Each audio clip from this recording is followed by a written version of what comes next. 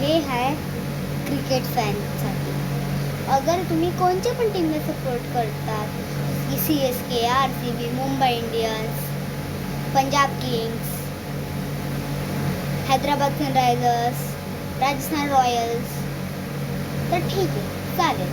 पण तुम्ही हार्दिक पांड्याला सपोर्ट करतात, ते पण मुंबई इंडियन्समध्ये. तुम्ही मुंबई इंडियन्सचे फॅन्स आहे, तर हे नीट ऐकून घ्या.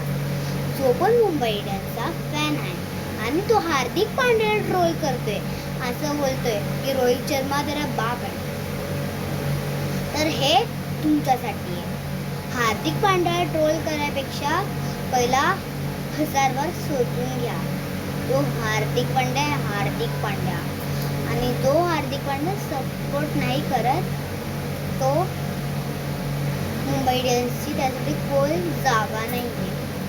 आणि अगर तुम्ही हार्दिक पांड्याला मुंबई इंडियन्स फॅन असून ट्रोल केला, तर तुम्ही एक नंबरचे पावर मुंबई इंडियन्स फॅन आहे.